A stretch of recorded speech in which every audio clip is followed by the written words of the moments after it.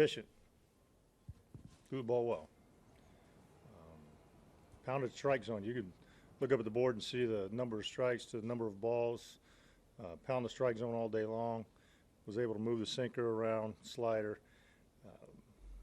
Really more than anything else, I think the pace of how he went about his business, got on the mound, threw strikes, got these guys in swing mode, and kept the ball on the ground for the most part. Got a couple of fly balls, but really was able to get these guys to swing and hit the ball on the ground. Jeff, can you kind of take us through your thought process on when when you felt Perez had reached the threshold and how you were managing the bullpen there? Yeah, well, I mean, I just talked about how, the efficiency of how he pitched. It was a 2-run ball game. This is a guy that's coming off of Tommy John. We've pushed the envelope with some high-stress innings with this kid. Really felt like that he had gotten us to a point where we needed to get to. Made a change-up pitch to Pagan there that left up. And we have men out in that bullpen that it's their job to come in and get outs. Felt like that just given the body of work, coming off all the outings that he has had to this point, that gave him an opportunity to go out there in the ninth, got the first out, made a pitch there in the second. We were going hitter by hitter there in the ninth with Martin. Situation where he had done just a terrific job for us. Want him to be able to come off the field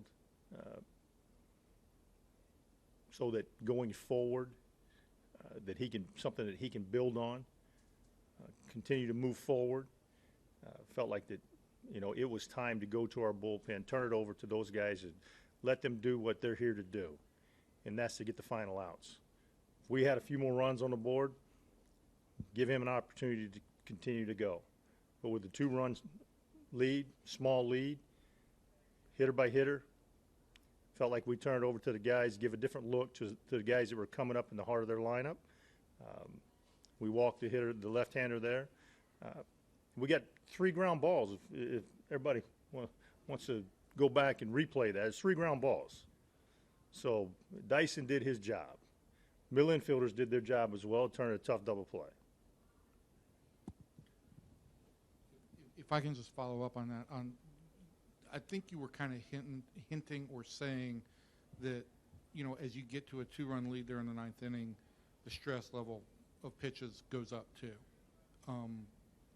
Can you talk a little bit about your theory into how exponentially things get bigger with later innings, and that even with 80 pitches, you're feeling that that's a high-stress, high-leverage kind of situation? Absolutely, and for a guy that's coming off, like we talked about, this has been down for 14 months and rehabbed and back into the thick of things, and if you go back and look at his outings and how they've gone, he had some very high-stress innings in all those outings. They typically came right around that third inning, where he got to right around that 50, 60, and even into the 70 pitch mark. But as the innings go and the game is close, so those innings, every one of those pitches count. They count more than they do in the first, really, in their mind. Try not to, but it is the nature of the game. At the end of the game, it's the ninth inning. Those are high-stress pitches. And again, I'll stress it, that young man did as good a job as we've had done all year long to get us to that point. And felt like that, again, it's about those pitchers out in the bullpen. They're here to do a job, and we're going to let them do their job when we need to have them do their job. This was his 4th start. How encouraging is it for him, especially after the last time out against the Yankees, for him to rebound like this and have the command that Tommy John guys usually don't have? Yeah, and really all of his outings have been – there have been spots in every one of his outings that have been encouraging. You see the flashes. he just wasn't quite capable of putting those innings together, stringing them along, keeping the ball down, pound the strike zone. We've talked about that the command and control is the next thing that comes. Well, we saw that flash today. We saw it flashed in 7+ innings. Saw it in the 8th inning. Even saw it in the 9th inning. So it's extremely encouraging. He should take a lot from this game to be able to build on, move forward, know that the command is there, the ability to pound the strike zone is there. He should draw off of this outing going forward of just exactly who he is, what he has, and how he needs to pitch.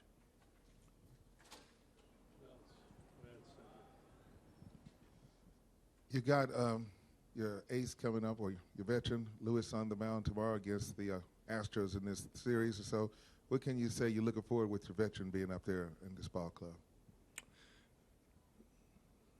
Same expectations that we have every single time he goes out. And that's to give us an opportunity, keep us in the ball game, do what he's been doing all year long, go out, pound the strike zone, move the ball around, give us a chance. Let our offense work. He has an opportunity to get us off the field and into the dugout and let those guys go to the plate with a bat. And we feel good about that. When we can hold down the opposing team and our pitchers, we see it every time. When we get quality starts from our starters, our offense is capable of putting runs on the board every single night.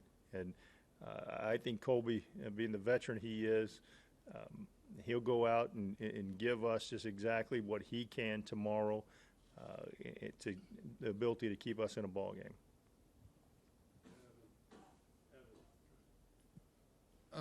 Jeff, how do you explain how he goes from, and given the Yankees are a good offensive team, but goes from not getting it out in the 2nd inning on Tuesday to where he was today in terms of command? How do you explain how it comes so fast? Well, really, I think more than anything, Evan, is that if you notice it, that he still threw strikes in those games. It's the quality of strike that matters.